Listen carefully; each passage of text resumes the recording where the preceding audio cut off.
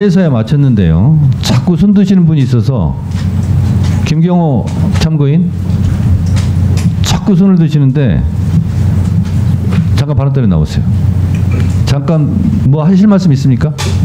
네. 박정훈 대령이 수사를 했는지 아니면 수사를 한 것처럼 보이는 것인지, 만약에 수사를 한 것처럼 보인다면 그 이유가 무엇인지 그 부분을 주권자 국민에게 얘기하고 싶어서 손을 들었습니다.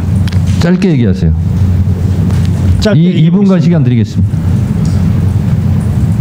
말씀하세요. 최초에 고체 해병이 발견되면 변사자가 발견됩니다. 2분. 여기서 먼저 이야기할 것은 수사는 수사기록부라는 공식적인 문서가 있습니다. 거기에 연번을 적고 피의자, 죄명, 범죄 사실을 적었을 때 입건이라고 하고, 입건 권한이 있을 때, 그 명부에 적을 권한이 있을 때 수사 권한이 있다고 합니다.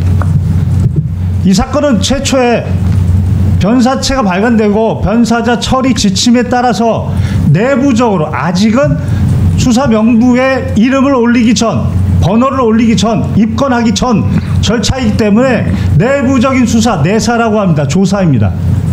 그래서 사망 원인이 무엇인가를 확인해서 그게 범죄 원인과 관련이 없으면 종결 권한을 갖습니다.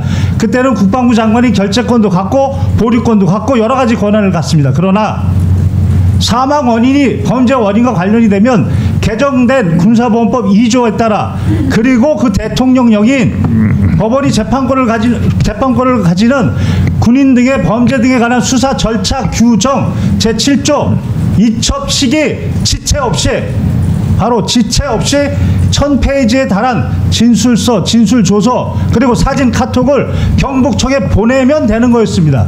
그런데 국방부 장관이 그때 법원이 재판권을 가지는 군인 등의 범죄 등에 관한 수사 절차에 관한 훈령이라고 상위 법과 대통령에 위반되는 이첩 방식을 정했습니다. 7조에 보면 인지통보서라고 정해놨는데 거기에 보면 정확하게 지금 인터넷에 나와 있습니다. 피의자, 죄명, 범죄 사실, 피의자는 수사기록부에 연번 전 번호를 적고 관련 내용을 적었을 때 피의자라고 하는 겁니다. 그런데 국방부 장관 명령이 이첩 방식을 피의자라고 적으라고 합니다. 수사한 것처럼 보이게 그렇게 적으라고 하는 겁니다. 수사기록부에 적는 권한은 바로 경북경찰청에 있습니다. 따라서 국방부 장관의 훈령이 잘못됐기 때문에 박정훈 대령이 수사한 것처럼 보인 겁니다.